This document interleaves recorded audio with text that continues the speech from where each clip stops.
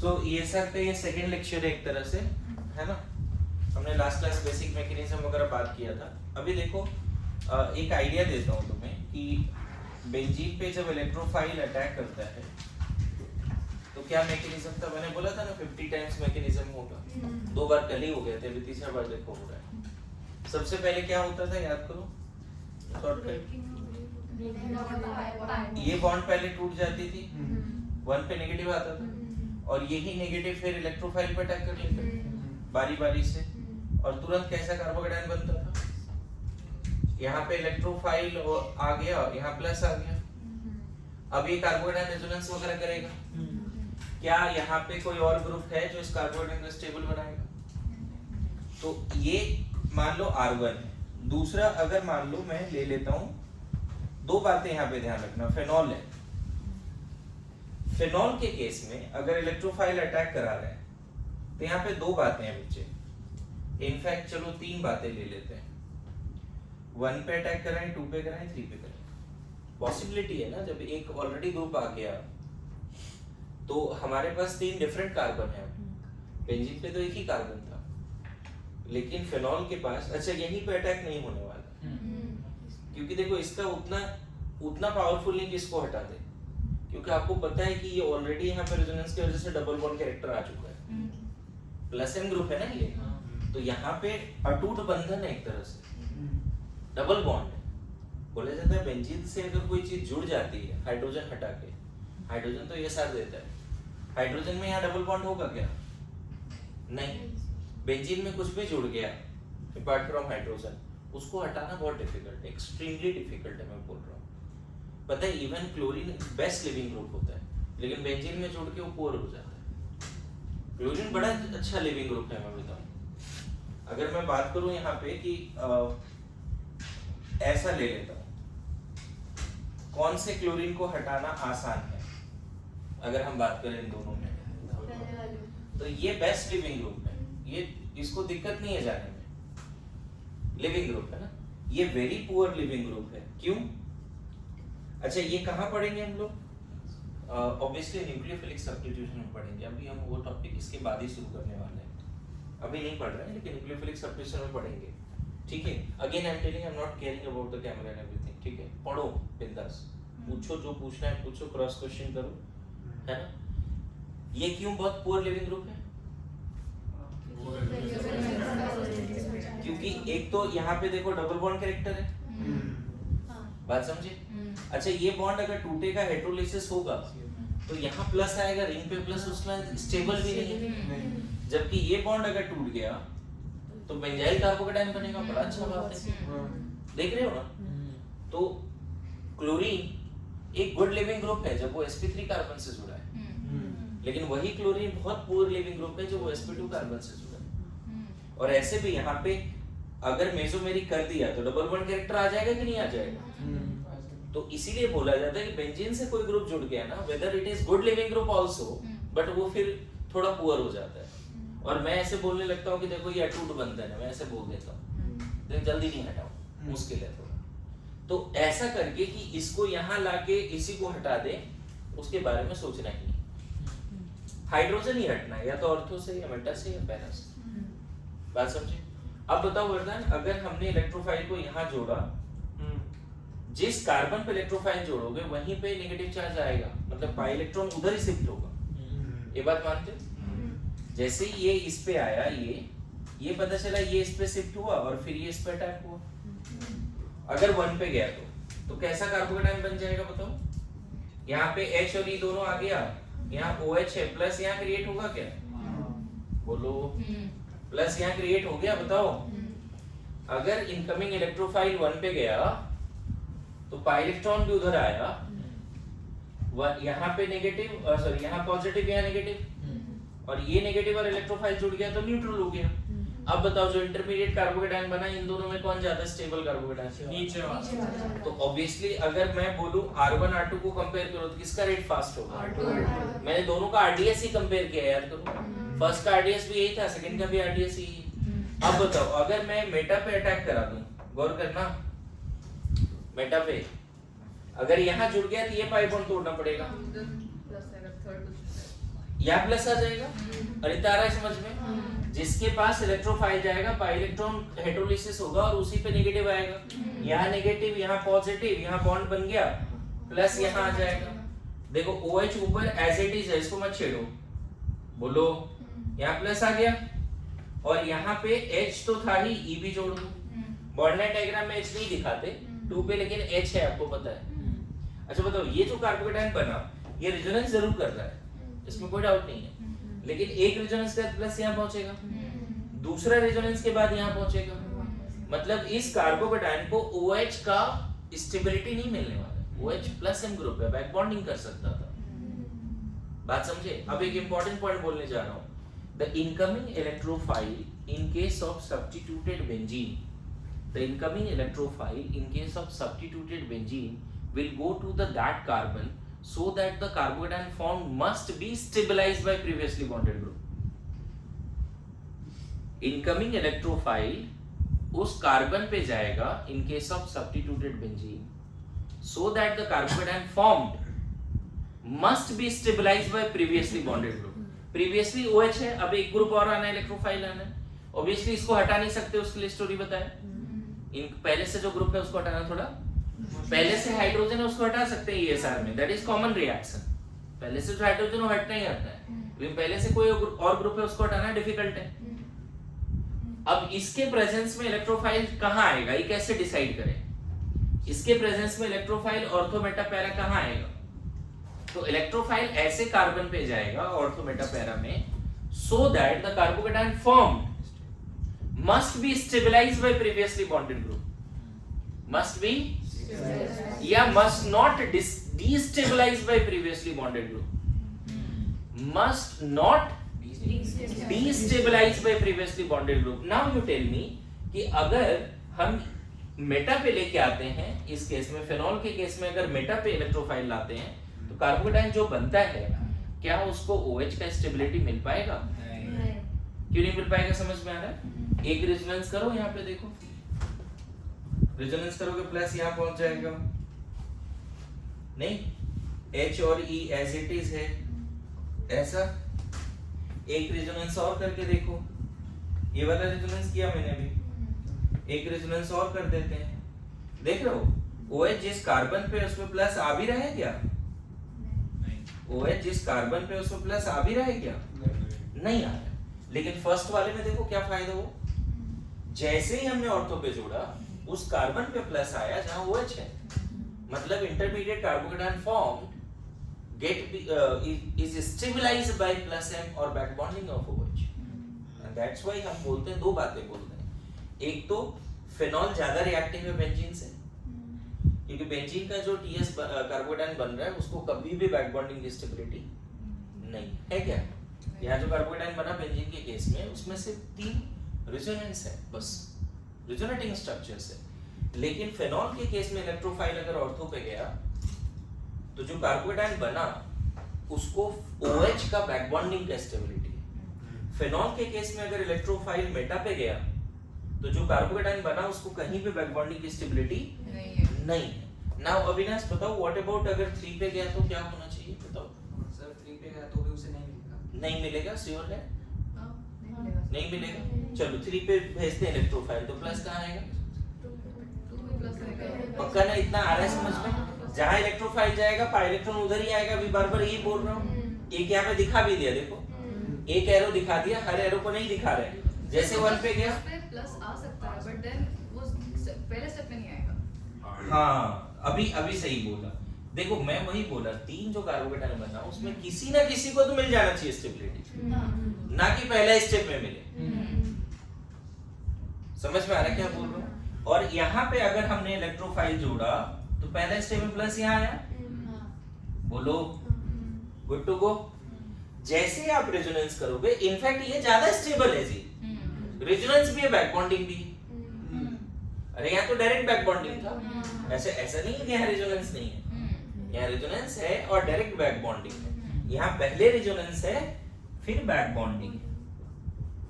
और ऐसे भी एक यहाँ पे भी एक्सेस दे रहा हूं आपको, समझना क्या एक्सेस है।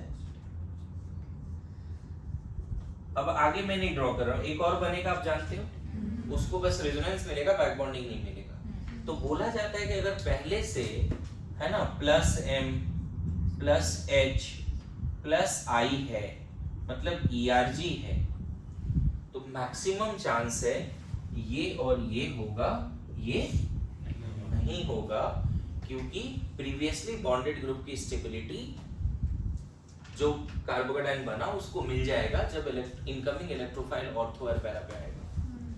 मेरी बात आ रही समझ में? तो बताओ फिर से, the orientation of incoming electrophile is decided by previously bonded group. Good to go? Yes और नो? पहले से जो ग्रुप वहां बैठा है वो डिसाइड करेगा कि अब कौन आएगा। मेरी बात समझ रहे हो? ये पावर मिलना भी चाहिए, किसी ने पहले आ गया उसको पावर मिल गया, और ESR में पावर है, बेंजीन के केस में दिक्कत नहीं है। लेकिन कोई पहले से ग्रुप है तो उसके प्रेजेंस में इनकमिंग इलेक्ट्रोफाइल या तो ऑर्थो पैरा पे आएगा या मेटा पे आएगा। अगर ऑर्थो पे आ रहा है तो पैरा पे भी आएगा। क्यों? क्योंकि ऑर्थो पे आने के बाद भी उसको बैक बॉन्डिंग मिला और पैरा पे आने के बाद भी मिला। इसीलिए ऑर्थो पैरा एक प्रोडक्ट, मतलब प्रोडक्ट दोनों अलग अलग है, लेकिन ऑर्थो पे आया तो पैरा पे भी आएगा। लेकिन ये नहीं बोलेंगे मेटा पे आया तो पैरा पे भी आएगा। मेरी बात समझ रहे हैं? तो either the previously bonded group ortho para directing और meta directing, ortho and para directing और मेटा डायरेक्टिंग। मेरी बात आ रही समझ में? पक्का? The orientation of incoming electrophile is decided by previously bonded group such that the intermediate carbocation formed must be stabilized by previously bonded group or must not destabilized by previously bonded group। दोनों बातें हैं। जैसे must not destabilize मतलब क्या है? जैसे मान लो हमने नाइट्रोबेंजीन ले लिया, गौर करना। अगेन फिर से वही वाली बात है, नाइट्रोबेंजीन के केस में हम उसी को हटा सकते हैं क्या? बोलो। इलेक्ट्रोफाइल जोड़ रहे हैं हम लोग 1 पे। नाइट्रोबेंजीन के केस में इलेक्ट्रोफाइल कहां जोड़ रहे हैं बच्चे? नाइट्रोबेंजीन है, इसका रेट बताना है। नाइट्रोबेंजीन के केस में इलेक्ट्रोफाइल जोड़ रहे हैं 2 पे, चलेगा? नाइट्रोबेंजीन के केस में इलेक्ट्रोफाइल जोड़ रहे हैं 3 पे। चलो, और एक तो बेंजीन है ही, उसका बाद में देखते हैं। मुझे बताओ, अगर हम इलेक्ट्रोफाइल को कहां पे लेके आ जाएं? 1 पे, क्या होगा? 1 पे आएगा तो पाई इलेक्ट्रॉन किधर जाएगा पहले बताओ? इलेक्ट्रोफाइल यहाँ है, पाई इलेक्ट्रॉन किधर आएगा? 1 पे ही आएगा। अभी तो सिखाया, जहां पे इलेक्ट्रोफाइल जा रहा है पाई इलेक्ट्रॉन भी उधर ही जा रहा है। देखो पहले वाला एरो दिखा रहा था मैं। अब बताओ, इस केस में जो कार्बोकेटाइन बना, क्या NO2 उसको प्रॉब्लम नहीं दे रहा है? बताओ, प्रॉब्लम दे रहा है कि नहीं दे रहा है NO2? तो मैंने क्या बोला कि पहले से कोई ग्रुप हो तो इनकमिंग इलेक्ट्रोफाइल को ऐसे कार्बन पे भेजो सो दैट जो पहले से ग्रुप हो वो या तो उस कार्बोकेटाइन को स्टेबल बना दे या उस कार्बोकेटाइन को डीस्टेबलाइज भी ना करे। डीस्टेबलाइज भी ना करे। अभी 2 एक्सेस दूंगा, है ना? मैक्सिमम लोग कैसे पढ़ाते हैं वो भी अभी बताने वाला हूं। लेकिन जो कंसेप्ट है, एक कंसेप्ट इस नजरिए से देखें तो हमें ज्यादा समझ में आता है कि कौन कौन सा ग्रुप ऑर्थो पैरा डायरेक्टिंग है, कौन सा मेटा डायरेक्टिंग है। अभी बताऊंगा मैं, पूरा कंसेप्ट पहले बिल्डअप करने दो। अच्छा बताओ, 2 पे गया तो अगर 2 पे गया इलेक्ट्रोफाइल तो पाई इलेक्ट्रॉन उधर ही 2 पे गया होगा। प्लस कहां आएगा? यहाँ पे। बोलो H और E। अब बताओ, क्या इस केस में जब रेजोनेंस होगा तो प्लस यहां पहुंचेगा, फिर रेजोनेंस होगा तो प्लस यहां पहुंचेगा। क्या जो कार्बोकेटाइन 3 बने उसको NO2 ने डिस्टर्ब कर पाए? इस केस में कार्बोकेटाइन जो 3 बना, NO2 उसको डिस्टर्ब नहीं कर पाया। NO2 चाहता था उसको डिस्टेबलाइज करना, लेकिन कभी भी प्लस यहाँ आया नहीं जिस कार्बन से NO2 जुड़ा था, तो बात बच गई। अच्छा, अगर हम 3 पे जोड़ दें तब 3 पे जोड़ देते हैं इलेक्ट्रोफाइल को तो प्लस यहाँ आएगा। बोलो, इतना आता है समझ में जी? जैसे ही यहाँ इलेक्ट्रोफाइल है, पाई इलेक्ट्रॉन भी इधर ही आएगा 2 पे प्लस। अब बताओ, पहला ही रेजोनेंस के बाद क्या एक्सेस दिख रहा है? वही सिचुएशन पहला वाला। तो NO2 इनकमिंग इलेक्ट्रोफाइल को कहाँ लाना चाहेगा? ये दोनों तो नहीं करना चाहेगा। Phenol OH group incoming electrophile को कहाँ लाना चाहेगा? ये तो नहीं करना चाहेगा। क्या करना चाहेगा? पहला या तो कोई ग्रुप या तो ऑर्थो पैरा डायरेक्टिंग है या meta directing. At a time तीनों डायरेक्टर नहीं है। मेरी बात समझ में आ रहा है? नाउ यू टेल मी, एक एक्सेस जो मैंने पहले बोला था, क्या बोला था मैंने कि बच्चे ऐसा है, आपने ऑर्गेनिक में पढ़ा है कि फेनॉल जो है इलेक्ट्रॉन डेंसिटी इन सब जगह पे बढ़ा देता है। याद करो, याद है? फेनॉल अपने रिस्पेक्ट में ऑर्थो पैरा पे नेगेटिव लाता है, तो इनकमिंग इलेक्ट्रोफाइल को ऐसा लगेगा कि इन सब जगह पे इलेक्ट्रॉन डेंसिटी ज्यादा है, वहां चले।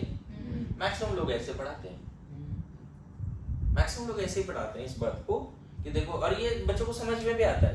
गड़बड़ क्या है इसमें प्लस एम आ रहा है, इसकी वजह से ऑर्थो पैरा पे नेगेटिव आया, तो इनकमिंग इलेक्ट्रोफाइल वहां भेज दो। बोलो, NO2 के केस में अगर मेसोमेरिक करा दोगे तो बताओ NO2 क्या क्रिएट करता है? इन सब जगह प्लस क्रिएट करता है, तो दिक्कत ही नहीं। इनकमिंग इलेक्ट्रोफाइल को कहां भेज दें? मेटा पे भेज दें। मेरी बात समझ में आया?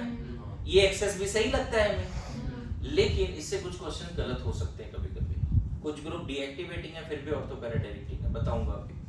तो ज्यादा अच्छा एक्सेस क्या है? पहले से कोई ग्रुप हो तो इलेक्ट्रोफाइल को ऐसे कार्बन पे ले जाओ बेंजीन का, so that the intermediate carbocation form तीन में से कोई भी एक must be stabilised by previously bonded group and they must not be destabilised by previously bonded group. अब ओवरऑल बताओ, ओवरऑल रिएक्टिविटी क्या होगा? Rate of ESR, rate of ESR मतलब तीन का नहीं, R1 R2 नहीं, बेंजीन का, फेनॉल का एंड नाइट्रोबेंजीन का। Phenol, benzene, nitrobenzene. फेनॉल सबसे फास्ट होगा, सिंपल, क्योंकि फेनॉल के केस में जब इनकमिंग इलेक्ट्रोफाइल ऑर्थो या पैरा पे आएगा तो जो इंटरमीडिएट कार्बोकेटायन बनेगा उसको बैक बॉन्डिंग की स्टेबिलिटी मिलेगी। यस और नो? अच्छा, फेनॉल के केस में, सॉरी बेंजीन के केस में कहीं भी आ जाए दिक्कत नहीं है। जो तीन इंटरमीडिएट कार्बोकेटायन बना उसको ना ही -I लगा ना ही -M लगा, कुछ भी नहीं लगा। यस और नो? और लास्ट वाले में NO2, ठीक है, NO2 इन दोनों केस में तो हाईली अनस्टेबल, लेकिन इस केस में भी NO2 डायरेक्टली डिस्टर्ब तो नहीं कर रहा है, लेकिन -I तो लगा ही रहा होगा। ऐसा तो नहीं है, विड्रॉइंग ग्रुप है ना ये, तो -I तो लगा ही रहा होगा ना। देखो यहाँ पे जो इंटरमीडिएट कार्बोकेटायन है उसको किसी भी तरह का विड्रॉइंग ग्रुप का सामना नहीं करना पड़ रहा है। यहाँ पे जो इंटरमीडिएट कार्बोकेटायन बना उसको OH का +M बैक बॉन्डिंग की स्टेबिलिटी मिल रही है। थर्ड केस में है ना बैक बॉन्डिंग? नहीं, मींस फर्स्ट स्टेप में ही -I नहीं लगेगा उसमें OH का। हाँ लगेगा, लेकिन रेजोनेंस एंड -I में डोमिनेटिंग क्या है? हां, रेजोनेंस इज बॉस ऑलवेज। हमें सारे TS बनाने हैं और सबको रेजोनेंस -I +I सबके इफेक्ट के बेसिस पे जज करना है। बट हम रेट बता रहे हैं तो रेट हमें फर्स्ट स्टेप के बेसिस पे नहीं बताना है, ये ओवरऑल बताना है। ओवर सिग्मा कॉम्प्लेक्स की स्टेबिलिटी पे। सर एक डाउट है, हाँ बोलो। R2 और R4 में कैसे कंपेयर करेंगे इस केस में? यहाँ पे क्या? हाँ, दो चीजें, एक चीज बताता हूँ। दो चीजें, एक तो कोई ग्रुप पहले से है तो उसके एडजेसेंट में इलेक्ट्रोफाइल को आने में थोड़ा क्राउडिंग भी होती है। Most of the, must condition नहीं है, लेकिन मोस्ट ऑफ द केसेस में अगर ऑर्थो पैरा डायरेक्टिंग है तो पैरा पे थोड़ा ज्यादा जाने का टेंडेंसी है, क्योंकि ऑर्थो पे अगर एडजेसेंट में आ रहा है, ऑल्दो OH उतना क्राउडिंग नहीं करता, लेकिन मैक्सिमम केसेस में अगर कोई ग्रुप ऑर्थो पैरा डायरेक्टिंग है तो पैरा पे वाला मेजर, मतलब हो सकता है ये 60% या 40% ऐसा, मतलब मेजर मतलब ऐसा भी नहीं कि 99% और ये 1%। अच्छा, हो सकता है कि इस केस में भी ये भी बने 1-2%, ऐसा नहीं कि इसको एकदम इग्नोर ही कर दो, लेकिन तुमसे मेजर पूछा जाएगा तो मेजर ये बोल सकते हैं। डिपेंड करता है ना इलेक्ट्रोफाइल भी कितना बल्कि है। अगर इलेक्ट्रोफाइल बहुत छोटा होगा तो यहाँ भी आने में उसको दिक्कत नहीं है, क्योंकि OH भी तो बहुत छोटा है। तो बताओ इन तीनों में सबसे ज्यादा रिएक्टिव कौन हुआ अब, और पूरा लॉजिक क्या है? इन तीनों में सबसे ज्यादा रिएक्टिव कौन हुआ? फेनॉल। किसके लिए? टुवर्ड्स इनकमिंग इलेक्ट्रोफाइल, फिर बेंजीन, फिर नाइट्रोबेंजीन। आया समझ में? तो इतना पार्ट पहले लिख लेंगे, उसके बाद एक लाइन में लिखा दूंगा, इसको लिख लो, समझो। मैंने दो चीजें आज के क्लास में अभी तक डिस्कस किया। एक तो कोई ग्रुप पहले से है तो तुम्हारे पास ये पावर आ गया कि वो इनकमिंग इलेक्ट्रोफाइल कहाँ जाएगा, ऑर्थो पे, पैरा पे और मेटा पे, ये पावर आ गया। दूसरा, इस तरह के कंपाउंड्स की रिएक्टिविटी भी कंपेयर करने का पावर तो लास्ट क्लास में भी था। अभी और थोड़ा अच्छा लग रहा है कि हाँ सर अब तो समझ में आ रहा है। क्या हमें मेनली क्या देखना है? स्टेबिलिटी ऑफ कार्बोकेटाइन फॉर्म, है ना?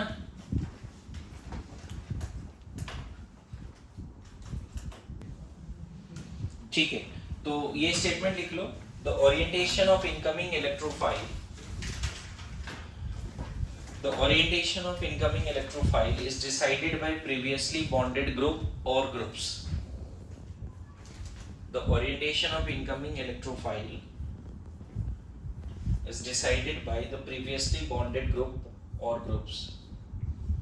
जरूरी नहीं कि बेंजीन में पहले से एक ही ग्रुप हो, मोनो सब्स्टिट्यूटेड हो सकता है, डाई ट्राई टेट्रा भी हो सकता है। तो orientation of incoming electrophile is decided by previously bonded group. Like phenol में इनकमिंग इलेक्ट्रोफाइल मतलब फेनॉल अगर ESR देगा तो इनकमिंग इलेक्ट्रोफाइल OH डिसाइड करेगा। नाइट्रोबेंजीन अगर ESR देगा तो orientation of incoming electrophile NO2 decide करेगा। ठीक है, लिख लो आगे। In case of substituted benzene, in case of substituted benzene, the orientation of incoming electrophile is such that, या ऐसे भी लिख सकते हैं electrophile will go to that carbon of benzene, ये orientation of incoming electron दोनों सही है, वही लिख लो जो पहले लिखा है।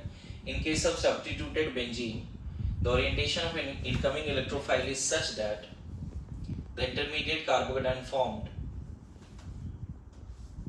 the intermediate carbocation formed should be stabilized by previously bonded group. Should be stabilized by previously bonded group, or should not destabilized by previously bonded group. Should be stabilized by previously bonded group, or should not destabilized by previously bonded group. बोलो, यहाँ तक समझ में आ रहा है? Good to go. जैसे OH के फेनॉल के केस में इलेक्ट्रोफाइल कहाँ गया? ऑर्थोपैरा पे। क्यों? क्योंकि ऑर्थोपैरा पे जाने के बाद जो इंटरमीडिएट कार्बोकेटाइन मिला उसको बैक बॉन्डिंग की स्टेबिलिटी मिली। फेनॉल के केस में इनकमिंग इलेक्ट्रोफाइल मेटा पे नहीं गया, क्योंकि मेटा पे जाने के बाद जो 3 RS बना उन तीनों में से किसी भी कार्बोकेटाइन को OH की बैक बॉन्डिंग की स्टेबिलिटी या प्लस M की स्टेबिलिटी नहीं मिला। नाइट्रोबेंजीन के केस में इनकमिंग इलेक्ट्रोफाइल कहाँ गया? ऑर्थोपैरा पे गलती से भी नहीं गया। क्यों? क्योंकि वहां जाने के बाद जो कार्बोकेटाइन बनेगा NO2 उसको बहुत डिस्टर्ब करेगा, यहाँ भी बहुत डिस्टर्ब करेगा। Good to go. बोलो, इस केस में मेटा पे ही क्यों गया? क्योंकि मेटा पे जाने के बाद जो कार्बोकेटाइन बने 3 उसको NO2 -M से डिस्टेबलाइज नहीं कर पाए। -I तो हर जगह लग रहा है, इन दोनों में -M भी दिक्कत दे रहा है, समझ में? और दूसरा एक्सेस क्या दिया कि NO2 पहले से ऑर्थोपैरा पे प्लस लाया हुआ है, इसीलिए इनकमिंग इलेक्ट्रोफाइल कहाँ भेजा? मैंने बोला ना, मैक्सिमम लोग क्या बोलते हैं कि NO2 देखो ऑर्थोपैरा पे प्लस ला देगा, इसलिए इनकमिंग इलेक्ट्रोफाइल कहाँ जाएगा? मेटा पे। OH क्या करेगा? ऑर्थोपैरा पे नेगेटिव लाएगा, मतलब इलेक्ट्रॉन डेंसिटी ऑर्थोपैरा पे बढ़ा दिया, इसीलिए इनकमिंग इलेक्ट्रोफाइल कहाँ गया? समझ में आ रहा है जी? बोलो ना। अब यहाँ पे 2 तरह की बातें। हाँ, अगर इलेक्ट्रोफाइल बहुत ज्यादा है तो तीनों पे जा सकता है क्या? दोनों ऑर्थो और पैरा पे? देखो ऑर्थो मेटा पैरा हर जगह जाता है, लेकिन मेजर कोई एक ही होगा, या तो पैरा वाला या ऑर्थो वाला या मेटा वाला, तीनों नहीं। हमने एक बार कर लिया ESR, उसके बाद वापस से इलेक्ट्रोफाइल दिया तो फिर वो दूसरे ऑर्थो पे जा सकता है? हाँ जाएगा, बिल्कुल जाएगा। मल्टी सब्स्टिट्यूट हाँ हो सकता है, बिल्कुल हो सकता है। 2 ग्रुप आ रहा है मतलब वो एक ग्रुप पहले से ESR के थ्रू आएगा, दूसरा भी उसी के थ्रू आया है, हो सकता है ये चीजें, उसमें दिक्कत नहीं है। अब देखो यहाँ पे नोट में समझो कि अगर बेंजीन में कोई ग्रुप आ गया और वो बेंजीन से ESR का रेट बढ़ा दिया, रेट ऑफ ESR, तो ये ग्रुप कहलाता है एक्टिवेटर। क्या कहलाता है? एक्टिवेटर या एक्टिवेटिंग ग्रुप। मतलब इस ग्रुप के प्रेजेंस में यहाँ इलेक्ट्रॉन डेंसिटी बढ़ गया और इलेक्ट्रोफाइल इस पे जल्दी जा पा रहा है, इसीलिए इस ग्रुप को एक्टिवेटिंग ग्रुप या एक्टिवेटर्स बोला जाता है। और अगर मान लो कोई ग्रुप आ गया रेट ऑफ ESR और उस ग्रुप के वजह से बेंजीन में इलेक्ट्रॉन डेंसिटी कम हो गई, ऑब्वियसली ग्रुप क्या होगा? -M, -H, -I electron withdrawing groups होगा। तो इस ग्रुप को क्या बोलते हैं? डीएक्टिवेटर। समझ में? डीएक्टिवेटर्स या डीएक्टिवेटिंग ग्रुप। ये कौन सा ग्रुप होगा बच्चे? +M, +H, +I ERG होगा, इलेक्ट्रॉन रिलीजिंग ग्रुप्स।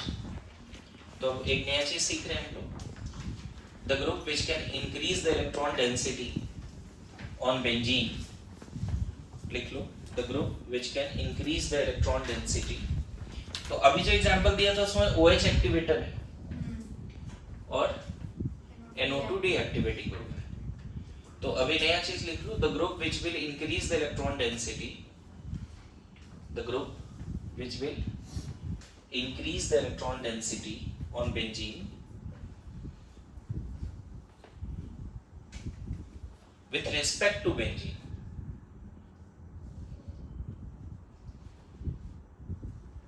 है ना, are known as activators or activating groups, are known as activator or activating groups। क्या एक्टिवेटर समझ में है? इसमें एक पॉइंट और लिखोगे, सच कंपाउंड्स ब्रैकेट में सब्स्टिट्यूटेड बेंजीन, ऐसे लिख सकते हैं। उस कंपाउंड का बात करें जहां कोई ग्रुप लगा हुआ है। Such compound are more reactive towards ESR with respect to benzene. Such compounds are more reactive towards ESR with respect to benzene. समझ में? अगर इलेक्ट्रॉन डेंसिटी बढ़ गया, इसके वजह से यहाँ इलेक्ट्रॉन डेंसिटी बढ़ गया, तो बताओ यहाँ सामने इलेक्ट्रोफाइल रखें तो कौन से रिंग पे पहले जाएगा? इसलिए इलेक्ट्रॉन डेंसिटी ज्यादा थी, यहाँ फर्स्ट क्या, और यहाँ पे इलेक्ट्रोफाइल कौन से रिंग पे पहले जाएगा? क्योंकि इस ग्रुप ने इलेक्ट्रॉन डेंसिटी कम कर दिया, बेंजीन से खींचने का काम कर रहा है, तो यहाँ पे फर्स्ट हो जाएगा। बोलो है कि नहीं? तो दूसरा पॉइंट क्या लिखो, the group which will decrease the electron density from the benzene ring with respect to benzene, the group which will decrease the electron density, the group which will decrease the electron density from the ring, benzene ring, with respect to benzene are known as deactivators or deactivating groups. Are known as deactivators or deactivating groups. Are known as deactivators or deactivating group. Such groups are such compound that is substituted benzene are more reactive towards ESR. Less reactive. Such क्या लिखा? Such compounds bracket में substituted benzene are क्या? Less reactive towards ESR with respect to benzene. Are less reactive, है ना? बोलो। अब कुछ question भी करेंगे, ओरिएंटेशन की भी बात करेंगे, करें? तो अभी थोड़ा ग्रुप क्लासिफिकेशन कर लेते हैं, फिर मैं ऐसी बातें करूंगा। कौन कौन सा ग्रुप है जो स्ट्रॉन्ग एक्टिवेटर है? पढ़ के आए हो PDF? कौन कौन सा ग्रुप है जो स्ट्रॉन्ग एक्टिवेटर है? मैंने यहाँ पे 4-5 क्लासिफिकेशन कराए थे, है ना? और मैंने आपको दिया भी था। तो इसमें ग्रुप क्लासिफिकेशन लिख लो, ग्रुप क्लासिफिकेशन, ठीक है। इसमें सबसे पहला है वेरी स्ट्रॉन्ग एक्टिवेटर, ज्यादा ग्रुप नहीं, इसमें तुम ऐसे रख सकते हो CH2 माइनस, है ना, NH माइनस, O माइनस, है ना, NH2 OH, ये सब रख सकते हो, ठीक है। अच्छा, आपको मैंने GOC 1 में सिखाया था एक ऑर्डर, याद है? GOC 1 में एक ऑर्डर सिखाया था ओवरऑल, किसी को याद है क्या? नहीं नहीं, अभी जो GOC 1 पढ़ा रहे थे उसमें एक ओवरऑल ऑर्डर भी लिखाया था मैंने, प्लस M का ओवरऑल ऑर्डर, किसी को याद है? नहीं, प्लस M माइनस M का एक ओवरऑल ऑर्डर लिखाया था, एनीवन? अरे ओवरऑल कौन कौन सा प्लस M है और उसका ऑर्डर क्या है? जैसे कल जो पूछ रहे थे तो उसमें अभी इसने बताया OH और OCH3 में कौन स्ट्रॉन्ग है प्लस M, कौन है?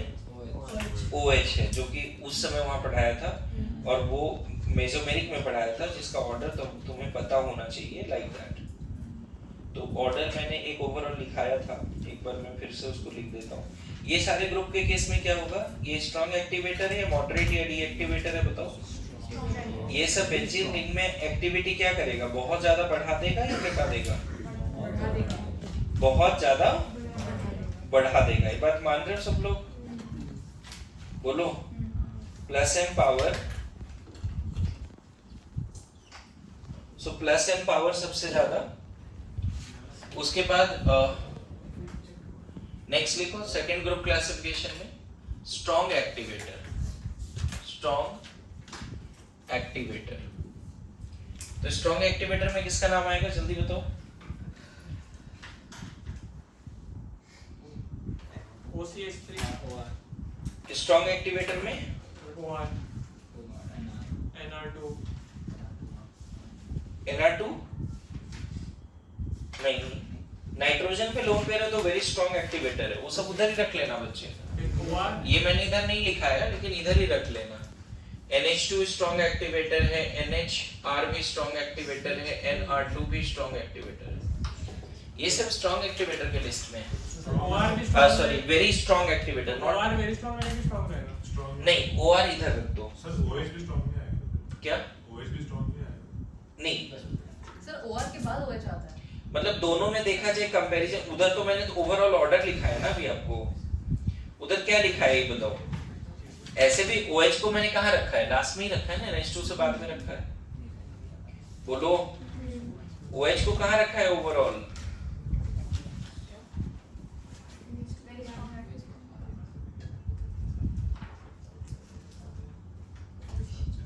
इसका कोई PDF निकाला है क्या?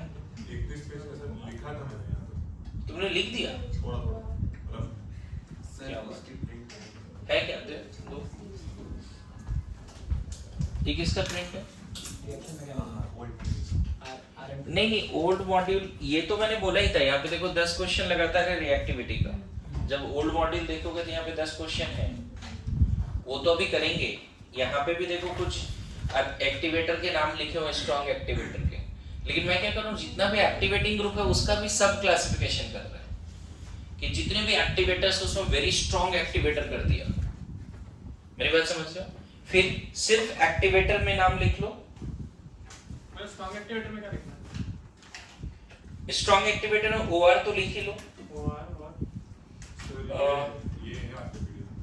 OH भी लिख सकते हो। OH दोनों है हाँ, दोनों जगह रख ले, दिक्कत नहीं है। तो इधर भी तो लास्ट में रखा है ना। सर दोनों में क्या डिफरेंस होगा प्रोडक्ट्स में? चलो ये लिख लो पहले। नहीं, दोनों में क्या बस नहीं नहीं, ऐसा कुछ नहीं है। अगर मान लो इन सब ये सब ग्रुप अटैच है और ये ग्रुप अटैच है तो किसकी रिएक्टिविटी ज्यादा? इस वाली। उस तरह से क्लासिफाई करा रहा हूँ। लिखो थर्ड में, इसमें दो ही रहने दो बच्चे। मॉडरेट एक्टिवेटर, मॉडरेट एक्टिवेटर, इसमें देखो ऐसा आ सकता है, ये दोनों रहने दो, OCOH ये भी एक्टिवेट करेगा बेंजीन को बट उतना ज्यादा एक्टिवेट नहीं करेगा। अच्छा तुम बताओ, अगर इन चारों में एक क्वेश्चन बोले, अभी और क्लासिफिकेशन होगा, थोड़ा ध्यान देना, बोले इन चारों में बताओ कौन से केस में इलेक्ट्रॉन डेंसिटी सबसे ज्यादा होगा, ओवरऑल ऑर्डर भी पूछ देंगे अभी। Electron density on the ring या रेट ऑफ ESR, क्या लगता है इन चारों में सबसे फास्ट ESR कौन देगा, है ना? तो हमको पता चल गया ये वेरी स्ट्रॉन्ग एक्टिवेटर में आता है, ये एक्टिवेटर में आता है, और ये दोनों मॉडरेट में आता है। अच्छा, अगर ये क्लासिफिकेशन नहीं पढ़ा तो GOC1 का कंसेप्ट है तब भी कर सकते हो। यहाँ पे जो लोन पेयर है वो सिर्फ रिंग पे जाएगा, जबकि यहाँ जो लोन पेयर है उसमें रिंग और इधर भी जाएगा, cross resonance. This lone pair delocalized over ring as well as CO group, in fact CO group ज्यादा पावरफुल है। तो यहाँ लोन पेयर क्या सिर्फ इलेक्ट्रॉन डेंसिटी बढ़ाने का काम कर रहा है रिंग पे? नहीं, यहाँ लोन पेयर उतना ज्यादा इलेक्ट्रॉन डेंसिटी नहीं बढ़ाएगा, क्योंकि ये लोन पेयर पूरे रिंग का ही, रिंग के डायरेक्शन में ही है। उसी तरह ये पूरा रिंग में ही जाएगा, लेकिन ये लोन पेयर क्या, मेरी बात समझ रहे हो? तो बताओ सबसे ज्यादा इलेक्ट्रॉन डेंसिटी कहाँ पे हो गया? अगर रेट ऑफ ESR बात करें या इलेक्ट्रॉन डेंसिटी का बात करें तो क्या होगा, है ना? रेट ऑफ ESR या इलेक्ट्रॉन डेंसिटी ऑन रिंग 3.142 ना? अरे क्या, अच्छा ये मत बोल रहे हैं दो लोन पेयर है तो ज्यादा एक्टिवेट हो गया। हम बोलते हैं कि इलेक्ट्रॉन रिलीजिंग पावर या plus M power proportional to 1 by electronegativity, ये कंसेप्ट। जिस पे लोन पेयर है अगर उसकी इलेक्ट्रोनेगेटिविटी ज्यादा है तो उसका प्लस एम पावर कम है।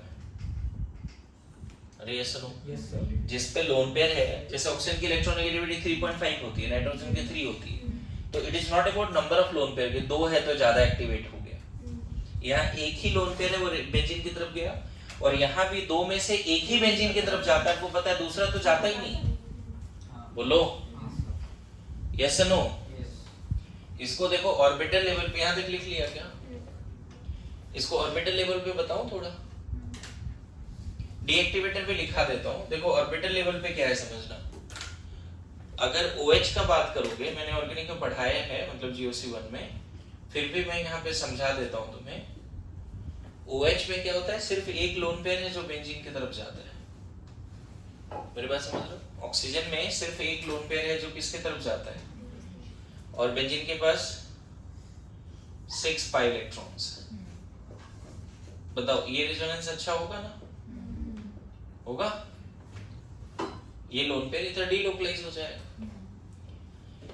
NO2 में एक ही लोन पेयर है बच्चे, NO2 में NH2 में सॉरी, दो लोन पेयर भी नहीं। अब बताओ कौन सा लोन पेयर बेंजीन की तरफ जल्दी जाएगा, नाइट्रोजन का या ऑक्सीजन का? सोच के बताओ। It's not about two lone pair, एक ही लोन पेयर है दोनों केस में, और ये लेस इलेक्ट्रोनेगेटिव है तो ये लोन पेयर जल्दी जाएगा। मेरी बात समझे? तो सबसे ज्यादा एक्टिवेट ये करेगा, फिर ये। अच्छा दूसरे इसका ऑर्बिटल डायग्राम अगर मैं बनाऊं तो देखो OH का कैसे, वहां पे OCH3 के केस में क्या प्रॉब्लम है, यहाँ ऑक्सीजन है, समझना। चलो यहाँ CH3 रख देते हैं, यहाँ ऐसा रख देते हैं CO। पता है इसके पास, एक मिनट,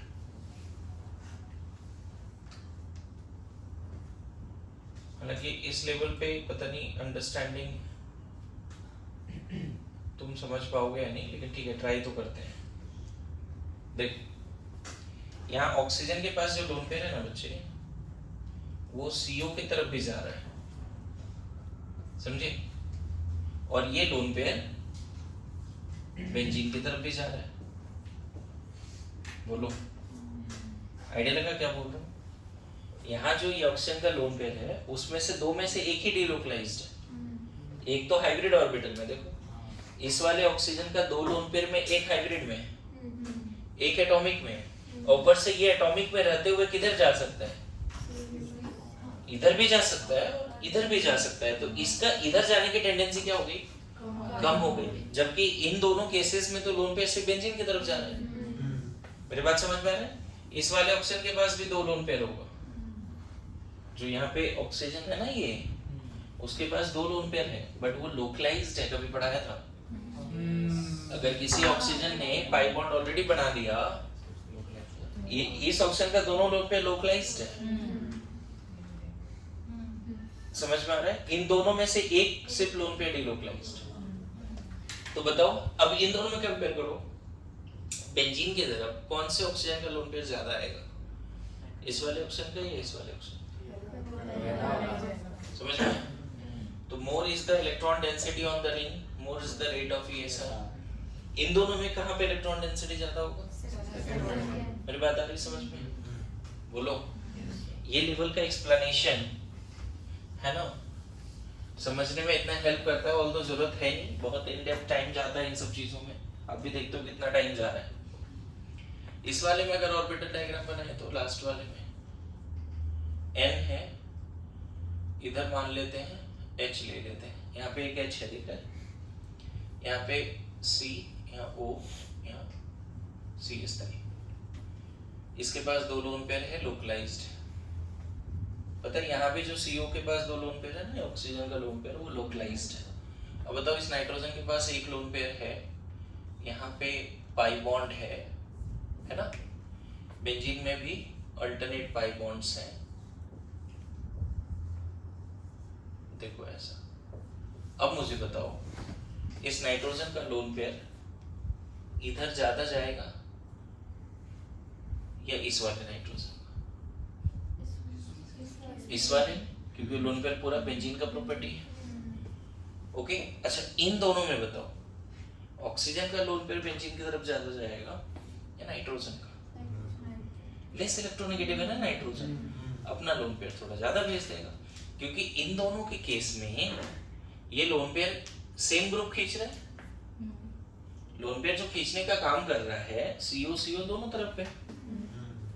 तो अब इंडिविजुअली ये नाइट्रोजन लेस इलेक्ट्रोनेगेटिव है, तो उसका कंट्रीब्यूशन इधर भी बढ़ेगा, इधर भी बढ़ेगा। Yes no? इसलिए ओवरऑल ऑर्डर इन चारों में क्या है? तो हमने क्या बोला, ये क्या है? वेरी स्ट्रॉन्ग एक्टिवेटर, ये स्ट्रॉन्ग एक्टिवेटर, ये दोनों मॉडरेट एक्टिवेटर। तो थोड़ा आइडिया भी लग गया होगा कि वो मॉडरेट एक्टिवेटर क्यों है। तो तुम्हें अगर इस तरह से लिखना है तो लिख भी सकते हो, यानी तो मैं नेक्स्ट ग्रुप क्लासिफिकेशन में जाता हूँ। क्या ये लिखना है? हाँ? नहीं? तुम्हें लगता है डायग्राम बनाना चाहिए? अंडरस्टैंडिंग अच्छा हो गया? तो मॉडरेट के बाद लिखो ओनली एक्टिवेटर। ये हटा दो। अच्छा अभी लिखा ही नहीं है, क्वेश्चन ही नहीं लिखा क्या? ठीक है, थोड़ा टाइम देता हूं, लिख लो। Only activator, only activator, moderate से भी कम है ना? मॉडरेट मतलब थोड़ा बहुत तो है, उससे भी कम। ओनली एक्टिवेटर मतलब मॉडरेट से भी कम, ठीक है? इसमें प्लस H वाला लिख लो ग्रुप।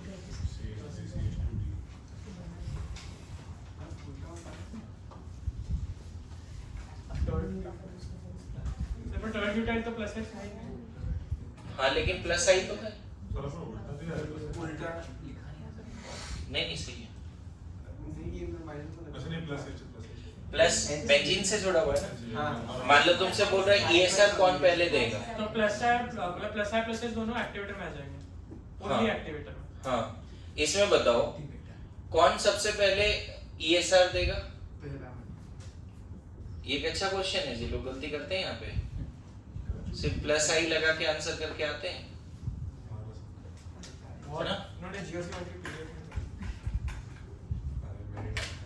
देखो लोगों को लगता है सर थर्ड ब्यूटाइल ग्रुप सबसे अच्छा रिलीजिंग ग्रुप है, और है भी, लेकिन वो प्लस आई के हिसाब से। प्लस H है ही नहीं उसमें। यहाँ पे क्या होगा, हाइपर कॉन्जुगेशन की वजह से ये तीनों हाइड्रोजन का सिग्मा इलेक्ट्रॉन रिंग पे आएगा, सिग्मा पाई रेजोनेंस, जिसको हाइपर कॉन्जुगेशन आता है वो कनेक्ट कर पा रहे होंगे। हाइपर कॉन्जुगेशन की वजह से ये जो तीनों CH बॉन्ड है उसका सिग्मा इलेक्ट्रॉन इधर बेंजीन में आ रहा होगा। यहाँ पे 2, यहाँ पे 1 और यहाँ 1 भी नहीं। समझ में आ रहा है? तो रेट ऑफ ESR क्या हो गया बच्चे? बातें नहीं, लिख लो जल्दी। तो ये सब किस कैटेगरी में आ गए बच्चे? Only activate. एक्टिवेटर। इसमें ये सब भी ले सकते हो ना, CD3 वगैरह भी, CT3 भी, ये सब एक्टिवेटर है। ठीक है? अच्छा, अभी तक जो तुमने 4 ग्रुप लिखे, कितने लिखे? 4 लिखे ना? All are ortho para director also. अभी तक जो चारों लिखा, वेरी स्ट्रॉन्ग एक्टिवेटर भी इनकमिंग इलेक्ट्रोफाइल को ऑर्थोपैरा पे लाएगा, स्ट्रॉन्ग एक्टिवेटर भी ऑर्थोपैरा पे लाएगा, मॉडरेट भी ऑर्थोपैरा पे लाएगा और ओनली एक्टिवेटर भी ऑर्थोपैरा पे ही लाएगा। ऑर्थो मेटा ऑर्थोपैरा अच्छा प्लस इसके हिसाब से। बट अगर टर्ट ब्यूटाइल टॉल्विन के केस में भी इनकमिंग इलेक्ट्रोफाइल कहां जाएगा बताओ? इतना डाउट नहीं क्रिएट कर, जल्दी बोल कहां जाएगा? 1 2 3 ऑर्थोपैरा। अगर यहाँ गया इलेक्ट्रोफाइल तो प्लस यहाँ है और उस कार्बोकेटायन को हाइपर कॉन्जुगेशन का स्टेबिलिटी मिल जाए। अरे ये सुनो, ये जैसे ही यहाँ गया, इसलिए बोलता हूँ GC1 पढ़ थोड़ा अच्छे से, सॉरी सर। है ना?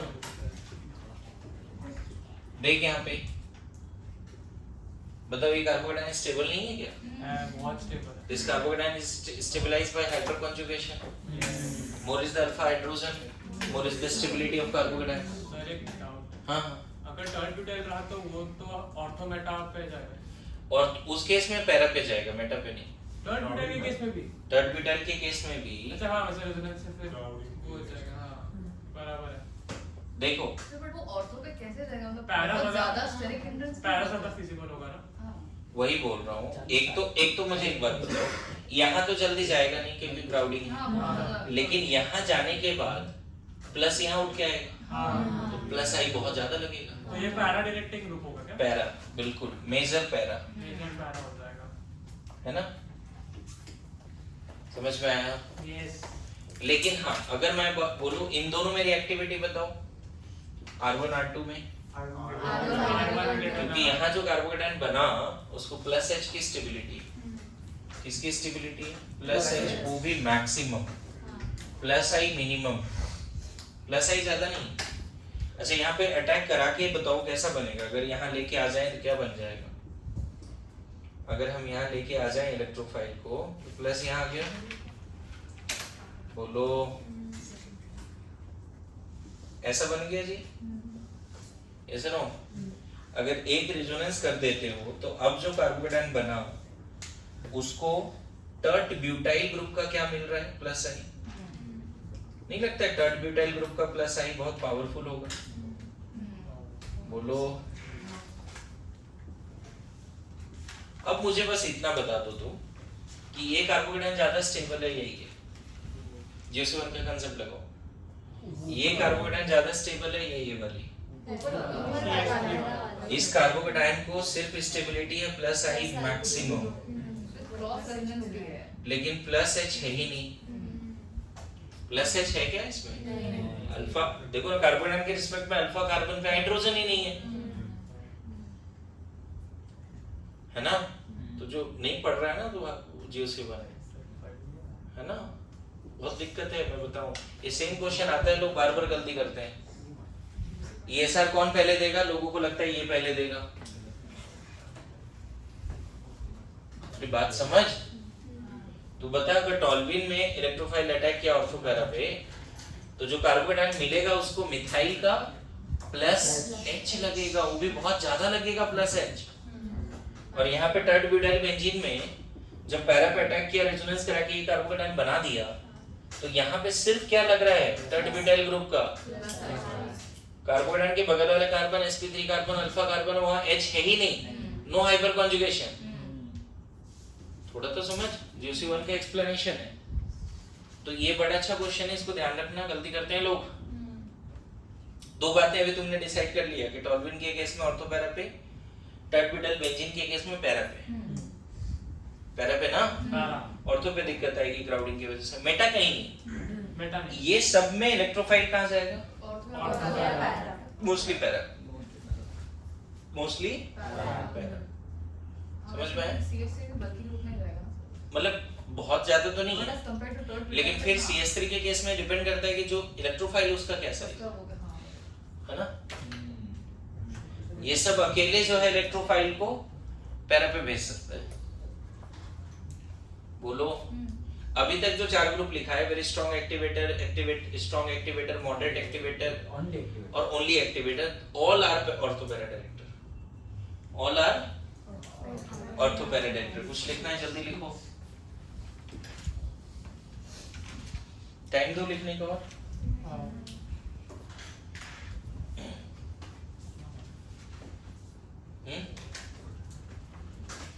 डन। ये कहाँ से प्रिंट निकालता है जी इतने अच्छे पेज में?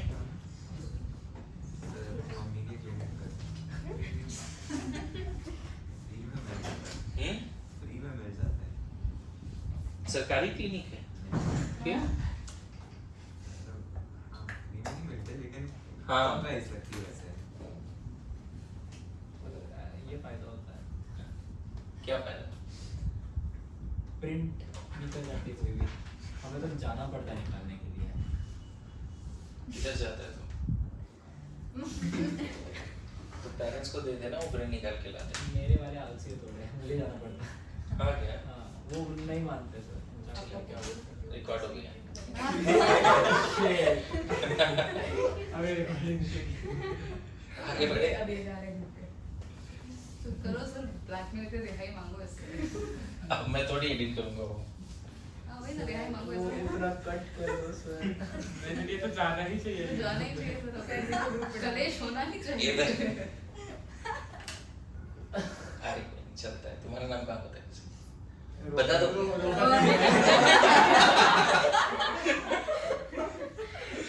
ओके फाइन, लिखो नेक्स्ट। 5वां, हाँ 5th ही होगा। Very strong deactive. नहीं, धीरे धीरे मतलब वेरी स्ट्रॉन्ग की तरफ जाएंगे। वीकली डीएक्टिवेटर लिखो, मतलब वीकली डीएक्टिव या फिर ओनली डीएक्टिव? वीकली डीएक्टिवेटर लिखो पहले।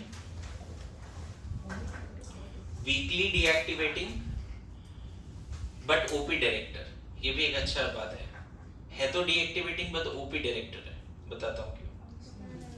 Weekly deactivating but OP director, weekly deactivating but OP director. इसमें सारे हेलोजन्स आ जाते हैं, इसमें NO भी आ जाता है, SO2H,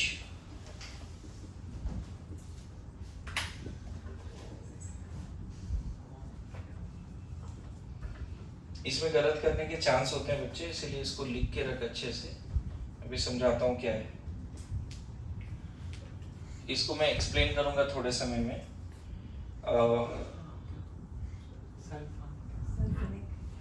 डीएक्टिवेटिंग तो ऑर्डर नहीं लिख रहा हूँ, है ना?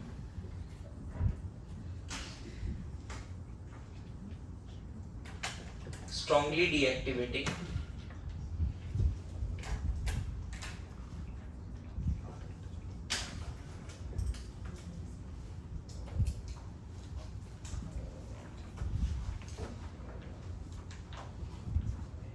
डीएक्टिवेटिंग हो मेटा डायरेक्टर हो गया। हाँ, ये दोनों मेटा डायरेक्टर है, नो डाउट।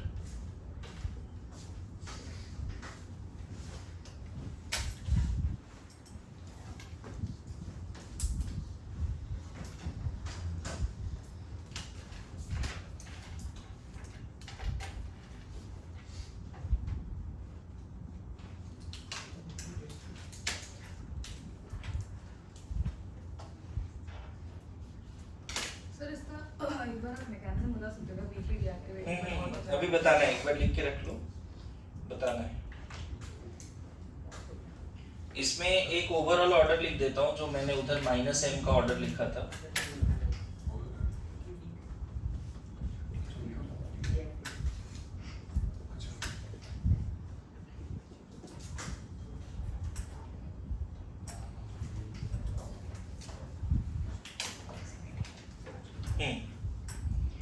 लिख के रख लो, मैं बताता हूँ क्या है। हैलोजेंस में वो सारे आ जाएंगे, हाइड्रोजन फ्लोरीन, क्लोरीन, प्लस में रहता है इसलिए ब्रोमीन, आयोडीन। हाँ माइनस आ रहता है बट प्लस में रहता है इसलिए वो हाँ बिल्कुल, अभी बताता हूँ। एनसीईआरटी कितने लोगों के पास है? ओह थैंक गॉड, सब लोग एनसीईआरटी निकालोगे, हेलो अल्केन हेलोरीन निकालोगे। सब बेंच में एक भी चाहिए तो काम हो जाएगा। अच्छा, आइसोसाइनाइड क्या डीएक्टिवेटर है? हाँ आइसोसाइनाइड, साइनाइड सब होते हैं। साइनाइड भी डीएक्टिवेटर है। साइनाइड स्ट्रांगली हाँ, ये वाला ऑर्डर पता है कहाँ लिखा रहा था? जब -m लिखा रहा था। GOC1 में। हाँ, -m पावर, बातें नहीं, जल्दी जल्दी करो। एक एनसीईआरटी भी चलेगा, एक बेंच में एक एनसीईआरटी होना चाहिए।